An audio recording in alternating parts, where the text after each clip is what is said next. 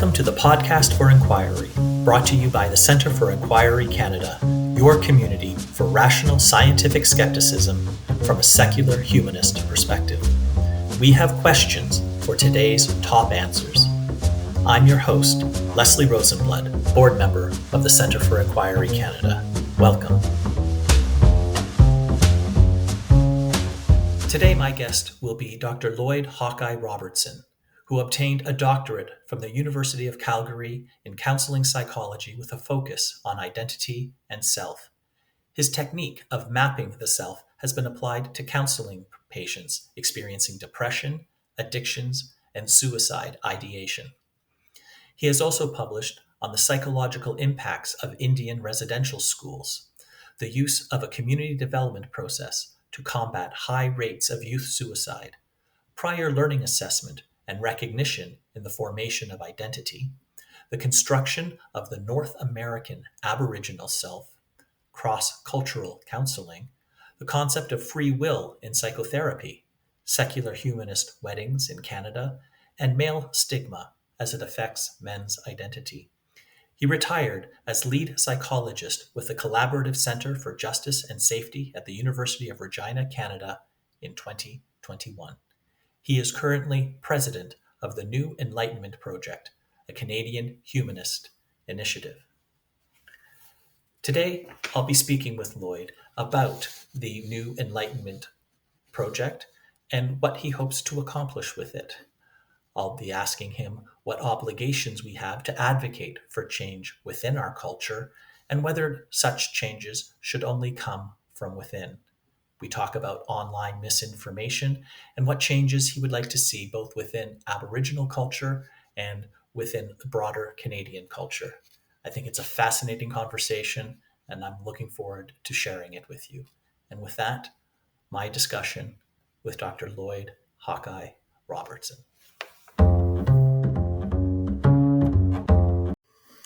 So, Lloyd Robertson, thank you very much for taking the time to speak with me today. Pleasure to do this, Leslie. Thank you for having me. I thought that you might want to tell us a little bit about your latest initiative and what you're involved with. You are the president of the New Enlightenment Project, right?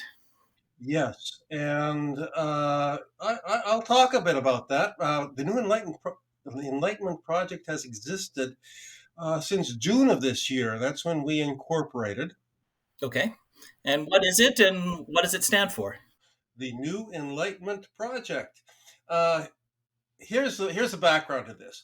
Hey, humanism has always been under attack, and humanists have become good at defending the principles of humanism from the religious who believe in a faith-based interpretation of reality, which differs from the kind of reality that the Enlightenment, the original Enlightenment, about 400 years ago, developed. That says that as individuals, we can have our perceptions and determine what is true, what is objective, that there's an objective reality out there to which we can relate. And we don't need divine interpretation to tell us what reality is. In fact, that interpretation of reality can be flawed in certain ways. That's a principle of humanism, and we've been defending it for centuries. Right. So the universe we live in is fundamentally comprehensible, and we have a responsibility, perhaps, to put it in slightly stronger terms. We have a responsibility, if we're going to improve our lives and our lot, to understand the actual rules of the universe that we live in and the ones that govern us. Exactly. And that's been the fundamental of our principle, or a fundamental pillar of our movement. So that's been around, as you said, for centuries, and yet the New Enlightenment Project has been around for several months, not several centuries. So what's changed that requires the New Enlightenment Project? Well, there's been a number of factors that have been, but the impetus is that we are under attack from a different direction, and many, perhaps the majority of humanists in Canada, are not aware of the direction of that attack. Humanism is under attack from people that view themselves to be humanists, even who declare themselves to be secular, but they have a worldview uh, that uh, uh, that is set in stone, as though it was a revealed truth. It is not it is not a series of truths or postulates that are hypotheses that can be checked through scientific means or through reason.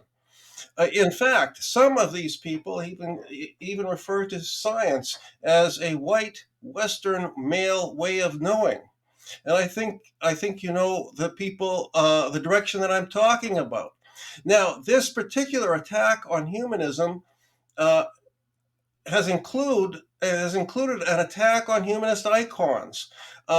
People like Richard Dawkins, for example, we're familiar with what happened to him and how he was canceled by the American Humanist Association. Why? Because he asked questions. In this case, it was a difficult question, and I'm hoping these are the kind of questions that we can deal with on these podcasts. A difficult question that had to do with why is it that some people can change their gender, and we can respect that, but transracialism is verboten. Why is that? And so he asked the question, and he ended up getting canceled. Other people who have been attacked viciously have included people like Steven Pinker, whose greatest fault is he's talked about the progress we've made in the last few hundred years. We've made tremendous progress, and he documented it and itemized that in at least two books that I've read. Right, though, like in the Better Angels of Our Nature and Enlightenment Now, Yes. the key thesis of those books are that we still have problems and there are still issues that require our urgent attention, but we've come a long way from where we were. As bad as it is today, it's much better than it really has been throughout human history. Well put, Leslie. Now, I think a question that Pinker asked, which is very appropriate, is if you had the opportunity to be born in any century that you that it was your choice, when would you like to be born? Most of us would say probably around about now. Because in terms of life expectancy, disease, opportunity to engage in pleasurable activities, opportunities to find love, raise a family, things have not been much better at any time in human history. Now, Pinker has not been correctly quoted on this. He has been caricaturized as saying, well, he's saying that there's no problems. No, he's not saying there's no problems. He's saying that there are problems. That's what we say in the New Enlightenment. There are problems, but we need to recognize our progress, the progress we've made, and build on that progress, and to solve the problems that we might have with respect to things like global warming, for example, or pandemics, or the internet has created a new culture, new changes comparable to the Gutenberg press did. A new way of relating to knowledge, and we could get into that. These are issues that we need to deal with, and that's what the New Enlightenment is about. The new part is, okay, we have a different relationship with knowledge now than we've ever had before in human history. What are the rules? Example, fewer and fewer males are actually going to university, but that does not mean that males have stopped learning. There's courses, massive online courses. I think MIT had the largest class of 15,000 students. If you can imagine, no, that was wrong. 150,000 students. That's Holy, incredible. That could never have existed before this technology. Now, people are learning stuff, but how do we quantify? How do we recognize what they've learned? How do they use that knowledge? yeah. And these are all issues that we need to deal with. That's where the new enlightenment comes from. So like, until recently, the only way to get this sort of advanced knowledge was well, not one-on-one, but like on a 30-to-1 or 100-to-1, with one professor teaching 100 of the best and brightest, or perhaps the richest and most connected. But that was the way to get a university education. And then the credential was your ticket, right? By being a university graduate, you were shown to have one of the few, or at least the minority, that had that level of education and perhaps the intelligence or the grit to complete that work. But now with MIT putting its entire undergraduate curriculum available for free online, the information, the learning, the teaching is available. And how do we recognize that in people? It's not the number of university graduates is not the same anymore. Does not necessarily correlate with the number of people with a university education. That's correct. I would agree with that. That sounds very similar. The Center for Inquiry Canada, its founding principles are reason, science, and secular values. If we're going to solve the problems of today's world, we have to take what we know. We have to know what we know. We'll need to extrapolate we'll have to extrapolate that knowledge, because if we already knew how to solve our today's problems, they'd probably already be solved. So we'll have to extrapolate based on existing knowledge. And then secular values is based on human experience and human compassion, and not not divination or edicts from a deity, but based on our common human experience. So that's where the secular values come in, and those are the principles that we apply when addressing the issues of today. So it sounds like the NEP and CFIC are at least philosophically fairly closely aligned. I would like to believe so. And I just had a conversation with Justin Trottier, who was one of the founders of CFIC way back when. And I understand that there was a parting of the ways. But one of the questions I asked him had to do with why was CFIC founded in the first place? Because there already were humanist organizations in Canada at that Mm-hmm. time. And he said that that the humanist organizations that were in existence were in the business of providing services to their members. Now, I'm not going to comment on that at that moment. I mean, there's some evidence for that, but there's also some evidence against that as well. But the essential dynamic that I got out of it was that CFIC at that time represented an activist outreach effort that drew on. At that time, it was the fourth. It should be the five horsemen, the philosophers, the new atheists, who and so there was an energy, a dynamic that drew CFIC forward, and it became, for a time, the largest humanist organization in Canada. Now, I think with NEP, we have a similar dynamic. We have a vision. We also know who is attacking the fundamental principles. I'm not going to go back to the Enlightenment. I'm going to go back before that. Leslie, you knew that I wrote a book that was published last year by the University of Ottawa called The Evolved Self. Mm-hmm. And in that book, I go back 3,000 years because there are records, and because of Greek and Egyptian writing, it's possible to translate records and to find out, to get some idea of what the structure of the South would have been 3,000 years ago, and we can and these changes to our own structure began before that. It was an evolutionary process. It didn't appear all at once, but what we've ended up with is a self that is capable of self-reflection, of defining itself, of placing itself, objectifying itself, and placing itself in past experiences and reliving those experiences, and then going forward and placing ourselves in imagined futures, and all of that demands an idea, an acceptance that there's such a thing as objectivity that can be differentiated from subjectivity, and that began at least 3,000 years ago. And so the Enlightenment that happened in Europe 500 years ago, that didn't create the self, it didn't create individualism. Those elements were already there. It built on, refined on previously existing principles and ideas.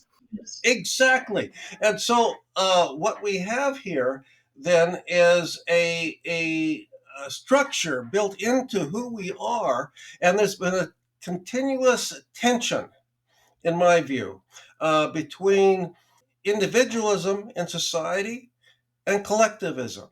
And that tension is found within each and every one of us, within our very selves, because we're both social and Yeah. individual beings. That's how we are.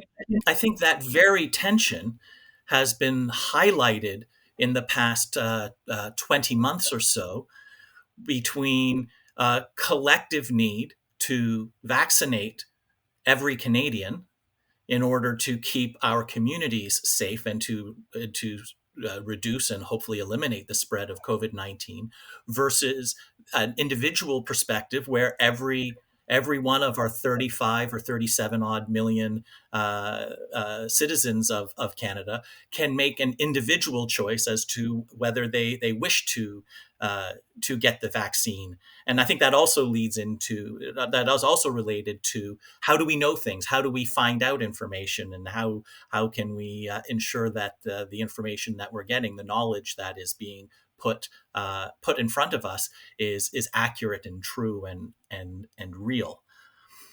Well, that is true, and that is a very good point, Leslie.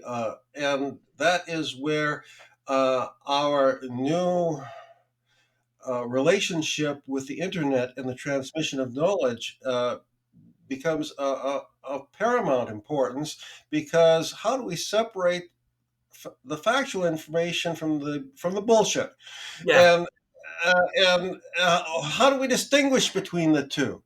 And sometimes it's not all that easy. And now here's a factor that I think the controversy that you're talking about with regard to the vaccinations that have been developed to combat COVID, I think have played a huge part, and that is, who do we trust? yes. Do we trust the government? Do we trust the media? Which media, if we trust some media? Which authorities? These have been issues that have been developing long before the pandemic. I completely agree. I remember when I was just a child, and I went with my parents to the supermarket. I learned fairly quickly that if I saw a headline in the checkout line, there used to be newspapers, or at least my parents would always choose the checkout line with the newspapers instead of the gum and the candy. I didn't notice that at the time, but in retrospect, I realized that was a parenting decision that they made. But I learned even as a fairly young child that if I saw a headline in the Toronto Star or the Globe and Mail or something, that this was you know, not a revealed truth that couldn't be questioned, but that it was a reasonably reliable source of information. Even if there was a headline that was somewhat surprising, like someone is killed in a bizarre way, or there's a surprising turn of events, and it came from the Star or the Globe or something, that chances are it was pretty close to the truth, or something very close to that actually happened.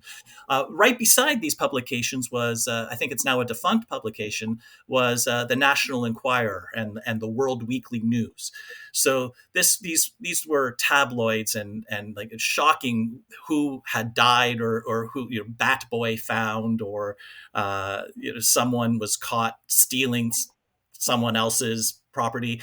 And I realized that probably that wasn't so accurate. Like, so the source mattered as to whether a surprising piece of information could be trusted or not. The National Enquirer and World Weekly News, probably not. Globe and Mail, Toronto Star, yeah, probably. Maclean's, something like that, probably reasonably close to the truth. But with the internet, there's kind of a flattening where everything looks kind of the same. You can't just look at a URL and know how reliable is this source. You have to dig deeper. And one of the great things about the internet is that anybody can create a professional looking website, can create a slick looking meme. And the problem with the internet is that anybody can create a professional looking website or a slick looking meme. And so when all opinions and all perspectives and lies and truth, at least superficially, look very similar, it takes a lot more effort to distinguish what is real, what is accurately reporting on events, and what are fabrications, what are exaggerations, and what has been spun to such an extent that it bears little resemblance to the actual events that it's purporting to describe. Let me ask you a question, Leslie. Do you still trust the Globe and Mail and the Toronto Star for your news? Not entirely. I was giving you the perspective of my, I don't know, 8 or 10-year-old self, and that was in contrast to. I was not a huge media consumer at the time beyond Saturday morning cartoons, but they are part of my media diet.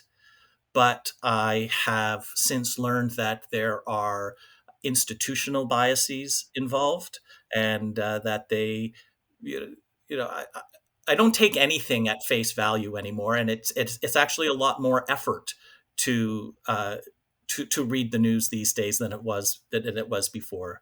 There's there are very few independent journalists anymore, and that will actually be an upcoming episode. We're going to be talking about media concentration in Canada and some of the problems and issues that come with that. There are issues, but I certainly trust those papers more than I would most bloggers, or more than I would random Facebook meme. I agree with you that the issue of media coverage and what is reputable and what is not has become more confused. Not that there wasn't always media bias. I'll give you an example using Globe and Mail. I was a founder of an alternate paper in Regina back in the 1970s called Briar Patch. Okay. And part of the reason we needed an alternate media at the time was because the established media was promoting news from an establishment perspective. An example was the U.S. war in Vietnam and its coverage, and the CIA in the United States actually planted news stories as well as songs on the popular songs on the radio as well, promoting a particular view of the war in Vietnam, and these stories were run by the New York Times, which is sort of the bellwether of great Sure. newspapers. Told. And so the Globe and Mail, in our particular worldview, was part of that establishment. Hmm. And when a former editor of Briar Patch became a stringer with the Globe and Mail, I felt betrayal. It was an emotional feeling, and I smile when I reflect back on it now. But I really felt that he'd sold out. That was back in about the mid to late 1970s. So these debates have been going on. These emotional appeals, these challenges to established media, have been going on a very long time from various directions. Now, the Globe and Mail has changed, hasn't it? What is counted as news has changed. Often, what a journalist do, and not just the Globe and Mail, but other established media, is they took a look at the social media and what's trending on the social media. They report that because that now becomes news. So the whole thing has become blurred even further as a difference between what's authoritative and what is not. So it sounds to me, Lloyd, I didn't know about you founding a paper, nearly 50, 45, 50 years ago. So you've been an activist seeking change. It sounds like your whole life. Can you talk a little bit about like why that is? Like, are you just a rabble rouser by nature, or do you feel like there's a moral imperative for someone like yourself to try and change things that you don't like, or change to change the world to be a little bit more in line with, I guess, Enlightenment values that you're espousing today? Well, yes, and I'm glad you added that last part about enlightenment values, because one of the things that I've learned that I didn't have back in the 70s and 80s during that period of activism is a kind of a humility that I could be wrong. Uh, I must have been a pain in the ass because I thought I was always right. I don't know any 20-year-old who thinks they're always right. Most people in their youth are very humble. You're clearly an exception in that respect. Well, I'm glad you recognize that. Now, perhaps the reason comes from my fundamentalist Christian background. I was raised in a church that believed that you spoke where the Bible spoke and you remained silent where the Bible remained silent. We were actually started by missionaries. Missionaries came up from Texas. And I remember as a youth, as a kid, maybe 11, 12 years old, wondering why it was that the majority of people in heaven would be speaking with a Texas drawl. Uh, that was one of the questions I raised in my mind that led to questioning what for me at that point in my life was established wisdom, because what was true, what was established wisdom was that was which was set by the church at that time. Uh, the Vietnam War had a big effect on me because I decided I didn't that Uncle Sam in this case was an aggressor. These people from Texas, they supported that war effort. One of them even had on a bumper sticker on their car that said "Kill a commie for Christ." I had trouble equating that with what I understood Christianity. Then I got baptized to wash away my sins when I was 12 years old, and that meant I could church services, lead singing, lead prayers, even give sermons. Although my first sermon, I didn't give my first sermon until I was 15. My mother was the devout one in our family. She's the one that made sure that we did our Bible reading before a little scripture before every meal. That's how devout she was. Yet she could do none of these things because she was a woman. These kinds of things gradually built on. I was questioning even as I was going door to door, because that's that kind of church. And at university, I finally decided I didn't agree with this. I decided I was an atheist. I decided that this kind of revealed truth, and so that's part of my background. And I suppose, however, it could be argued if I was to psychoanalyze myself, because I became a psychologist eventually through much meandering. If I was to do that, I could say that perhaps my missionary desire to change things might have been implanted from my Christian. I don't know, but Okay. it's there, and I think it's a good thing. And I'll tell you why I think it's a good thing, because that is how we make the world a better place.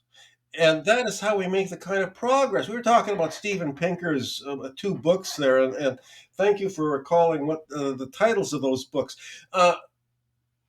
That's why we made the progress, is that there were people who decided, hey, this is how we're doing things. They questioned how things were done before, and they said we can do things in a better way. And that is what has brought the kind of progress uh,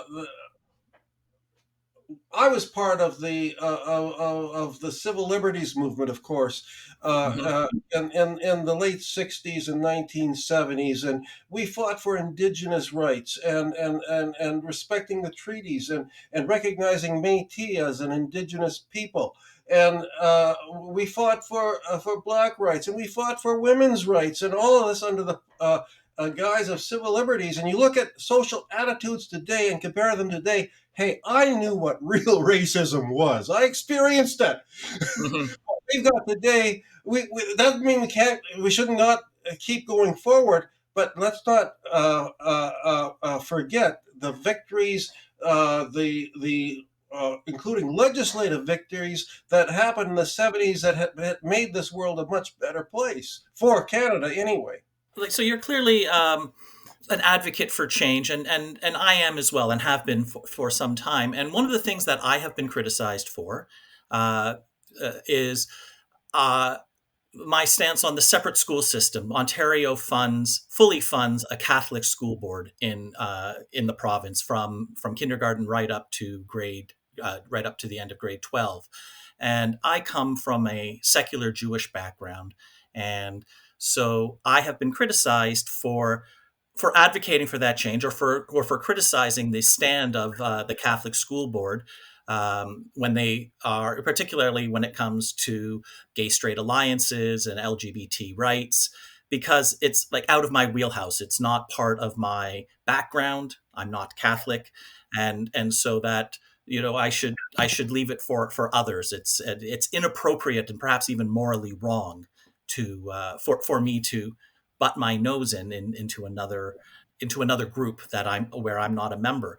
So, in your view, do you think that objection is a valid one? Does it matter if someone is criticizing an injustice that is from a different cultural background? Can calls for change only come from within a community, or are calls for change from outside that community also valid? And does the nature of the objection or the nature of the call for change have to be adapted depending on where you come from?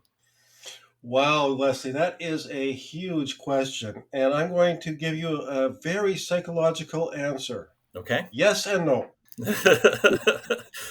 That's fine, but you're going to have to expand on that a little bit. Okay, allow me to expand on that, Leslie. Here's the thing. In the end, there is one race, and that's the human race. We're all in this together. And that's fundamental to humanism, and that's another humanist value that is being under attack right now. Is the idea that there are universal values? Yes, there are universal values, simply because we're all one. There's a teaching of the elders. We're all related. Now, the elders take that further. We're not just that. This is traditional elders, Hmm. and we're not just related in the human family. Oh, that's true. We're also related to nature as well, and I think that's a valuable perspective. Uh, the fact that we're all related means that we have a responsibility for each other. So I don't care what culture you're from. If it is female genital mutilation, I will criticize that. I'm not going to hold back. I'm not inhibited. I think most Canadians would agree. Well, if we can criticize uh, female genital mutilation, even when it's done in certain cultures as a cultural practice, then we can criticize other things, and the separate school issue is one of those things. One of the problems I have that NEP has with the current attack on humanism is the tribalism, the idea that we are tribes defined by uh, uh, often arbitrary racial designations or by gender designations, and that only people from a tribe can know what it means to be part of that tribe. It can only speak to that tribe, and that there are other ways of knowing, and those other ways of knowing are unique to that tribal identification. No, there are not other ways of knowing.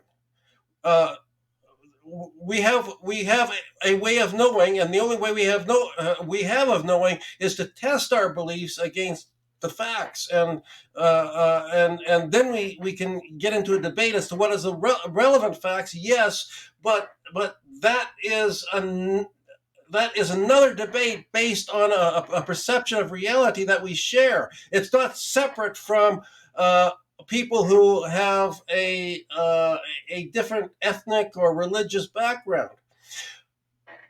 Let me qualify what I'm saying just a little bit as well. There's an attempt, and we see this in various religions, and particularly in Islam, to equate a religion with race. It's not. We're not born a particular religion.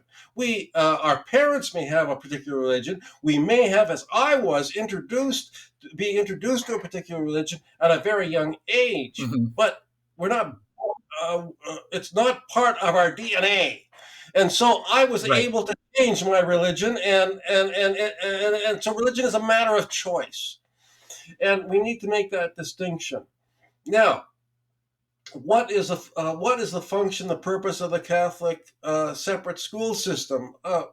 In Canada, it was a compromise between two conquering people. It was a compromise between the French and the English, and the conquerors said to the French clergy, back us, and we will allow you to have separate schools. It's a political decision, and so now people within that church are saying, you can't criticize this political decision because really it's not political. It's something more fundamental. I don't agree. Newfoundland, and I mean, I know you're aware of this, Leslie. Newfoundland at one time took freedom of religious control of education to a bit of an extreme, and at one point they had 13 different school systems. It's inoperable. It's very expensive, among other things. It provides poor quality of education, and that's what the Catholic school system does. Now, if you're going to allow the Catholics a separate school system, you got to fund with public funding. You've got to fund every other group that wants to set up their own school system, or else you're discriminating. Right. And that, I think, would be a humanist principle. But I think the ideal is, because we are one human family, let's all get along. Now,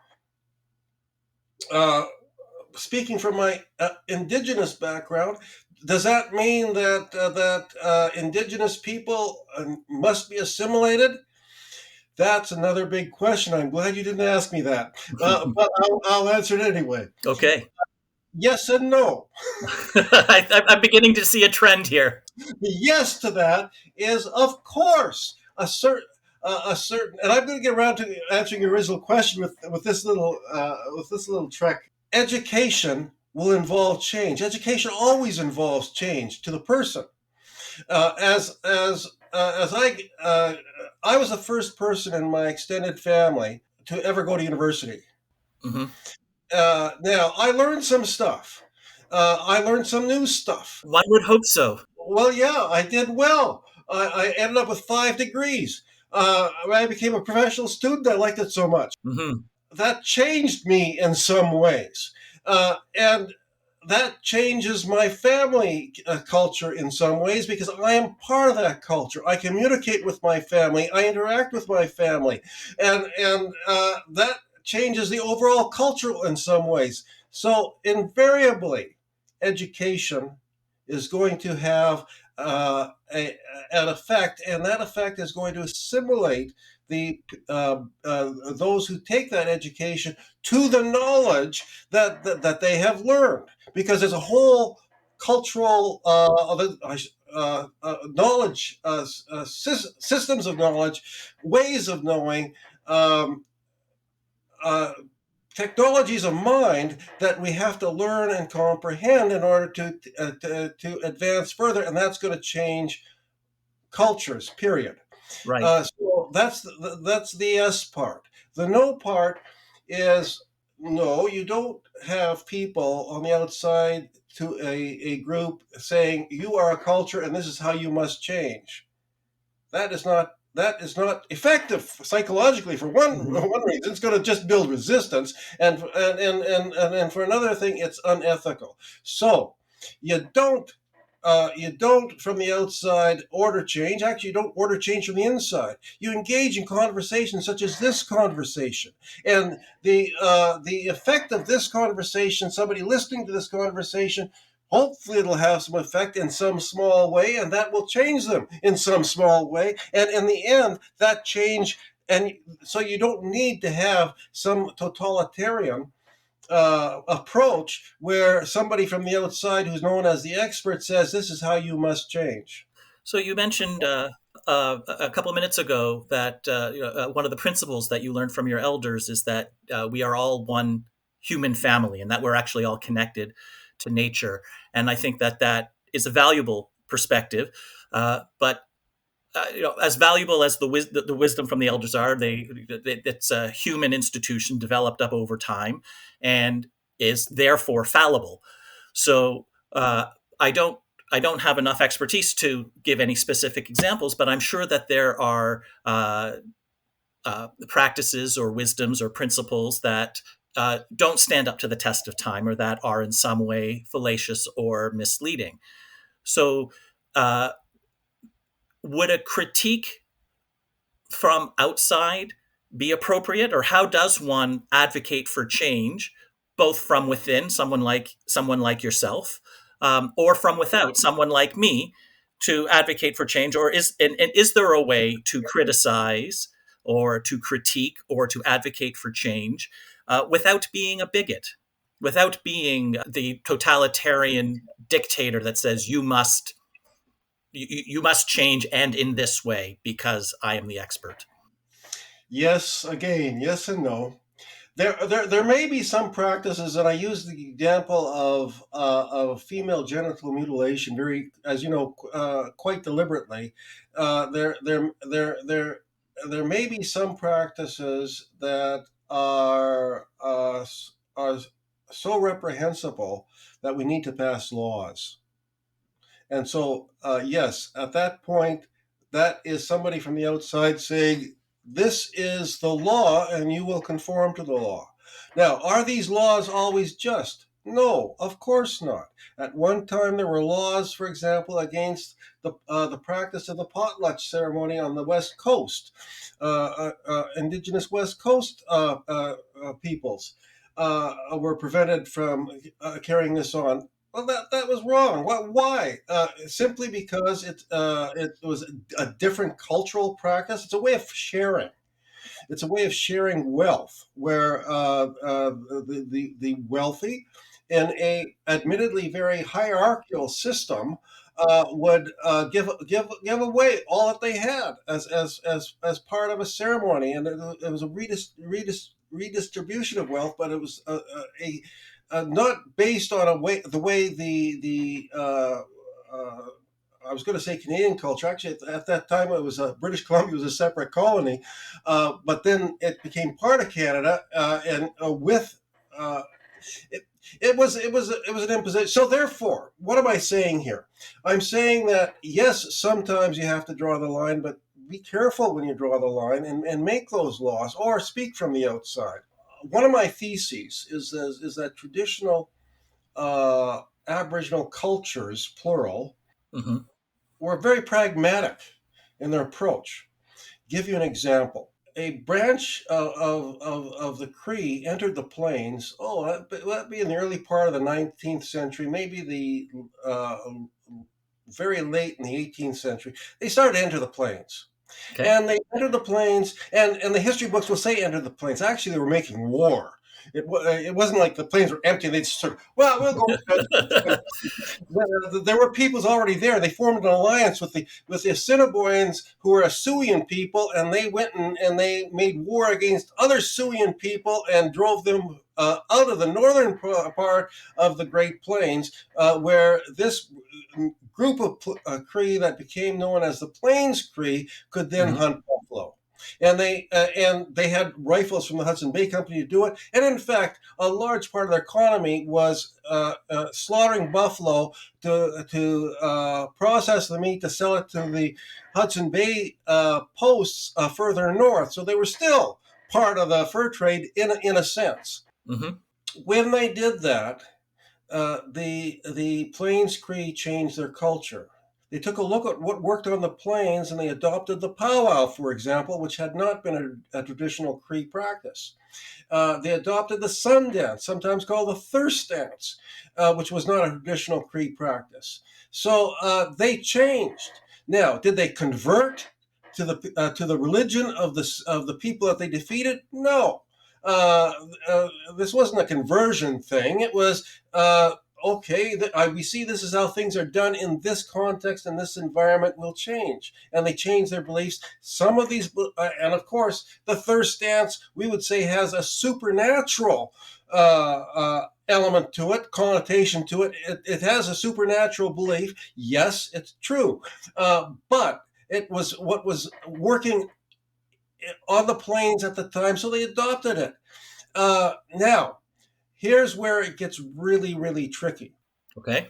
Oh, back in the 1990s, in a community in northern Saskatchewan, I was working with that community on things like youth suicide in particular, and so I was really part of that community for that time. And the elder support worker was threatened with disciplinary action because the band office, which was in another community, had a belief in Aboriginal spirituality. And they said that these elders were not practicing Aboriginal spirituality, and the elder support worker, who is our employee, should be promoting it. What should she be promoting? Well, things like powwows and the thirst dance. The elders in her community said, we recognize that we were not always Anglican, because these elders were Anglican and Mm-hmm. for the most part still are. But they've been Anglican for about 150 years. We recognize we weren't always Anglican, but these practices were never part of our Bush Cree culture. It feels foreign to us.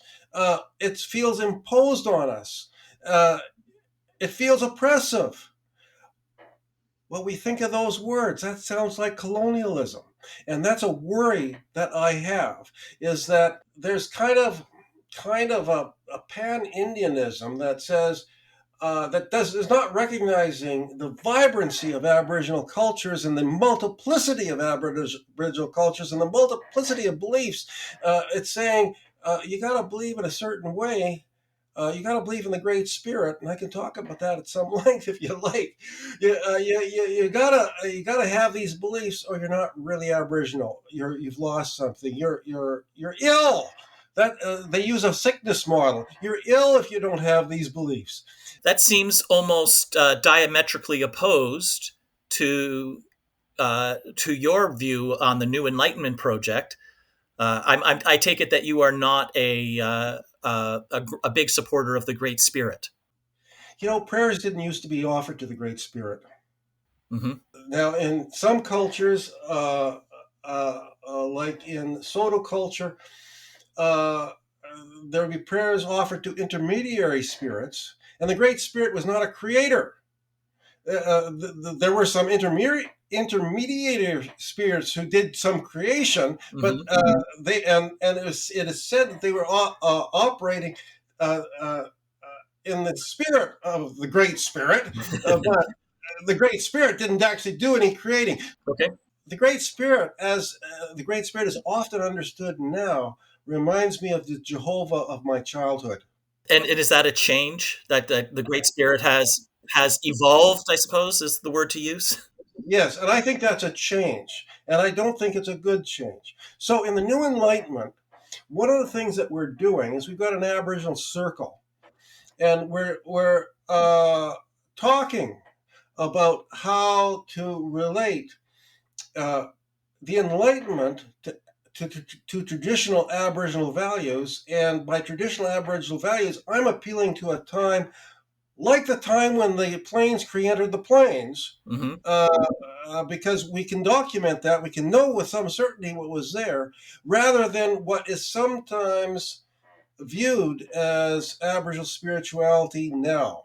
And I speak about that difference in an article I wrote in was published some years ago in Humanist Canada. It's called the evolution of Aboriginal spirituality, or it's about the evolution of Aboriginal spirituality. Yeah, I did read that. So that's a concern that in the humanist movement we must address, because here's another thing. I'm going to, and this is a thing that this is a piece of knowledge, a way of looking at the world that is not well recognized today. It is thought that that science, reason, and the Enlightenment, these are all cultural artifacts. I don't view them as cultural artifacts any more than I view a lake as a cultural artifact. A lake is just there. It's something we can use or not use, depending on our purpose, our function, time of year. Science, technology, the Enlightenment, these are methods that any culture can use or not use, depending on the context. So, to call it a cultural artifact and say the Enlightenment, that is a European thing, and we can't use that because that's appropriation. And I would say that's racist, but that is denying every other culture the technologies of mind that has produced so much new knowledge.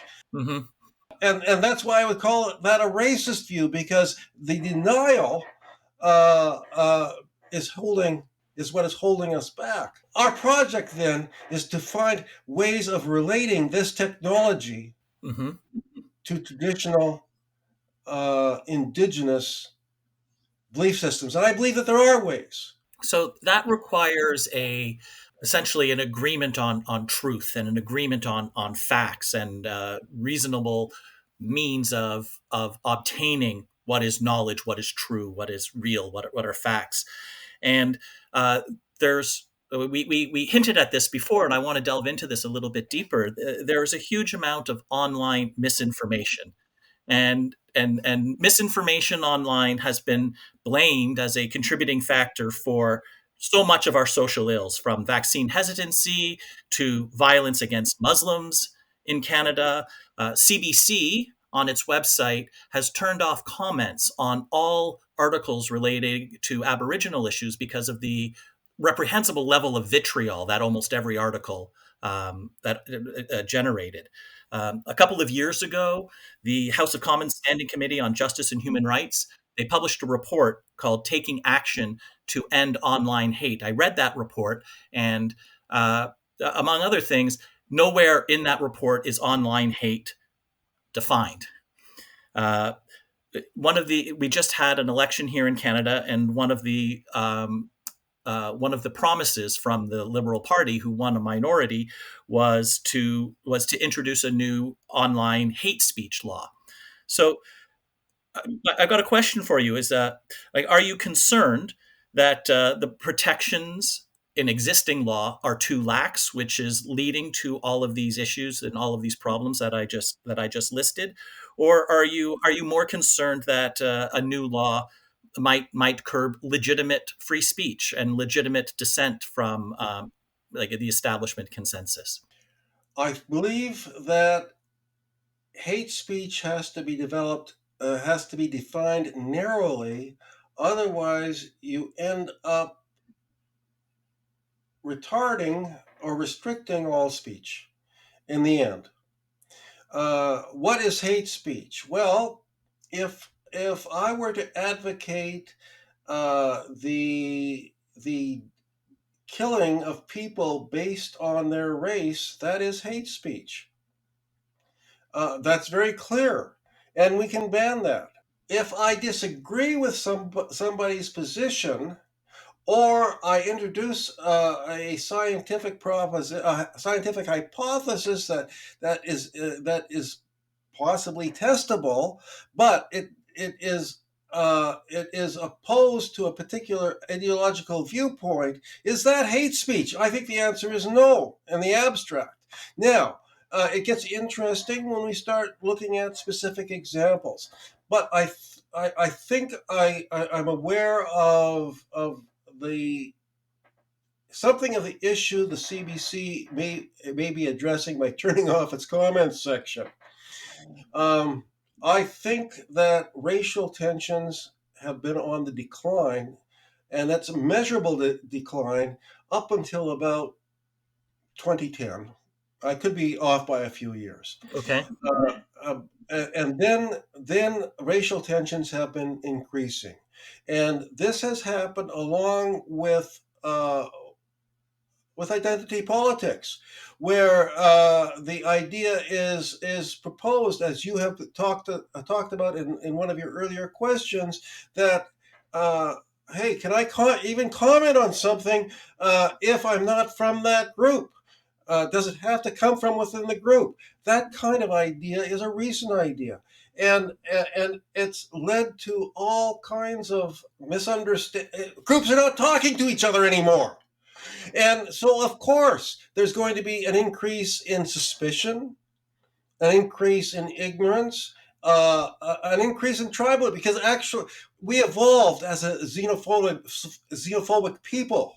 Because we evolved, and this is true in all societies, we evolved to not trust the people in the other tribe. In-group amity, out-group enmity. That's right. And we're seeing a resurrection of that with identity politics. And I think that what the CBC is experiencing in part is probably a reflection of that. Now, there's a whole lot of politics that are getting involved in that too, because if there is an increase in reaction against people of Aboriginal ancestry, is it because people of Aboriginal ancestry are getting more entitlements than other people? Is that an issue that we need to pursue? Because if one group is getting more entitlements, other groups are going to feel left out. They're going to feel jealous. They're going to feel angry. And so, going back to the theme that we're all one people, laws that say, for example, this was an issue in recently in Atlantic Canada between Mi'kmaq and non-Mi'kmaq fishermen. Right. Well, the non-Mi'kmaq fishermen were feeling disadvantaged because they could not fish out of season, whereas the Mi'kmaq could. And you can see when it comes to people's livelihoods, especially when people are hurting, and the non-Mi'kmaq fishermen, by and large, are not rich people. They're poor. That's why they're desperate. Many of them. You can see where the anger could come from. It became fashionable to call the white fishermen racists. I think it's more complex than that. I think that there needs to be a sharing of the fishery that is equitable, and by equitable I mean that fishermen, regardless of their racial ancestry, will be able to fish according to the same rules. Otherwise, you're going to get anger, and calling people racist isn't going to solve the problem. Right. So we've been speaking for about an hour, and I really appreciate that. I've got a couple questions that might have quick answers or very long ones. I'll leave those to you. But you've been an activist your entire life. So if you could wave a magic wand and actually achieve certain goals, um, what changes would you like to see within Aboriginal culture in Canada? That's a big question, and I realize we're limited for time. But I don't really have a short answer for that. There's a lot of changes, but one of the big ones would be that we need to reach out to become part of the bigger whole. To reconciliation is a buzzword these days, but reconciliation has two parts. There the two sides. And both sides in a reconciliation process, if the reconciliation process is to work, are going to have to do their part to move some distance. And I think we have not, on the Aboriginal side, defined that well enough. Okay, then one last question. The magic wand has one more charge left in it. So, what changes would you like to see within the broader Canadian culture? That's another big question. If they were easy questions, Lloyd, they wouldn't be worth either of our time. Well, thank you for. You're right. I agree with you on that. We talked a bit about freedom of speech. Mhm. I think we in the larger culture, in the larger culture of Canada, need to recommit to those principles that I think began to make our country great. And I think that here's another thing that we have to fight against is there's an attempt to not recognize the progress, the greatness that was inherent in the vision that made Canada in the first place. And that is a big question that we really don't have time to go into a whole lot of detail. But one of the things that made Canada great as we developed was a recognition. I like the idea. I don't necessarily like the application. I like the idea of multiculturalism. I think the application was weak in some ways. I think it led to more tribalism. There's better ways of doing it, but I think we're richer from being a multicultural society, and we need to build on that. I think that we need to challenge religionist and supremacist, supernaturalist rather, thinking, and we've talked a bit about that. And we need to make that as a foundation. And I think Canada has retreated on that to a great degree. I'll give you an example that I found horrific.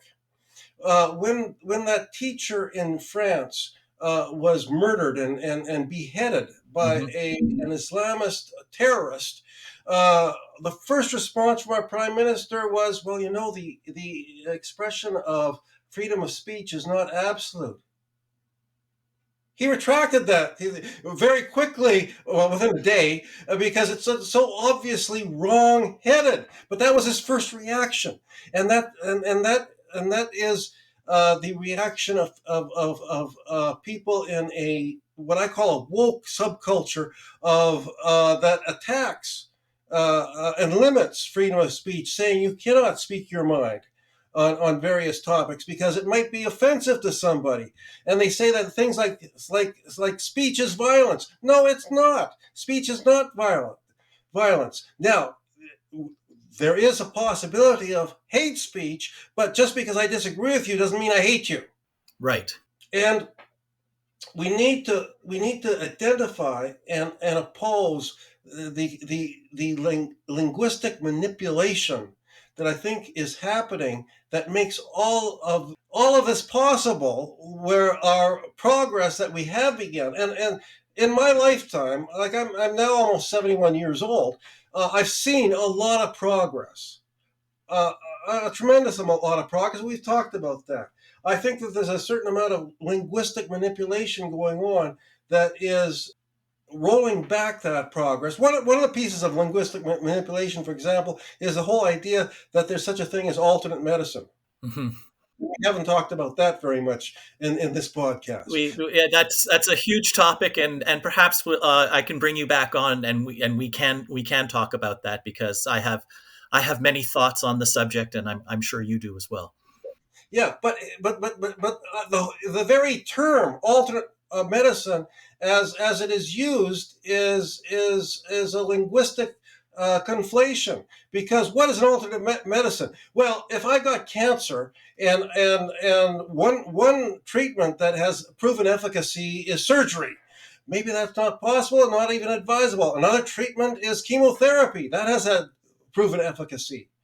But homeopathy, which is based on the idea that water somehow retains a memory of things that were once in it, even if the molecules of the thing aren't there, has restorative powers. That's unproven. So there's not what we're calling alternate therapies are not alternate medicine. They're unproven medicine. Yeah, there's a wonderful quotation that I think you'll appreciate from Tim Minchin, and he says, "What do you call alternative medicine that works? Medicine." Exactly. Very good quote. Thank you for. Yeah, I had come across that before. Thank you for reminding of me. There are a whole lot of words that are used that mean different things than they did originally. One of them is affirmative action. One of them is systemic racism. They don't mean the same things now, or they're not used with the same meanings now Hmm. as were when they were invented. Because I know I was around when they were invented. And maybe we could have a podcast talking more about that particular focus at some point. Because I know we're running out of time. But if you ask me what would I change about Canadian society, I would say let us get rid of the bullshit. Let's get back to defining words clearly the way they were meant to be defined, because how we define the words depend on how we can think about them, Right. how we can think about the concepts behind those words. And now it's being muddled. So, if I can paraphrase, and tell me if I'm doing so correctly, uh, you welcome the debate, you welcome the discussion, but you want clarity and not obfuscation. Exactly. And what's come down to at this point, and this makes our discussions much longer, is before we have a discussion, we have to define our terms. Hmm. Well, that's wonderful, and Lloyd, I want to thank you for taking the time today. I also want to thank you for your lifetime of activism. The principles that you have outlined and that you have fought for over the decades are very closely aligned with my own goals and my own activism. And I hope that through the new Enlightenment Project, you'll be able to hand the baton or hand the torch down to the next generation so that there will be more people who will spend decades of their lives fighting for and advocating for truth, reason, science, knowledge, and human experience and human compassion to guide us to solve the problems that we are experiencing today, and that our descendants will no doubt also be experiencing. So, any last thoughts before we sign off for today? Thank you for your encouraging and supportive words. I appreciate your comments, Leslie. And I'm hoping that NEP and CFIC will be able to work together in the future on this project. So I'm sure that people are going to be interested in learning more about you. So how can folks reach you online? Can you give us like if you're on Twitter, if you have a website for the NEP, or any social media accounts that allow people to learn more about Lloyd Robertson or the New Enlightenment Project? Okay, well, if people would like to visit the New Enlightenment Project website, it's at nep-humanist.ca. Now, if they would like to visit my website, it's www.hawkeyeassociates, all one word, .ca. Okay. Well, Lloyd, thank you again. And on behalf of the Center for Inquiry Canada, this has been a great conversation, and I hope we get the opportunity to speak again. Thank you. Take care. We hope you enjoyed today's episode. Links related to today's discussion can be found in the show notes. If you enjoyed today's show, please subscribe and engage in the conversation. Comment, rate, and review. We'd love to hear your take on things. The podcast for Inquiry is brought to you by the Center for Inquiry Canada. We rely entirely on donations to be your voice supporting science, free inquiry, critical thinking, and secularism here in Canada. To our supporters, thank you.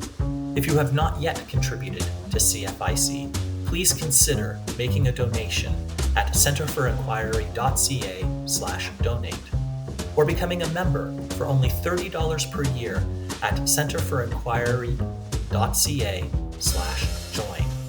Your support makes it possible for us to continue making our collective demand for reason and evidence-based decision-making everywhere.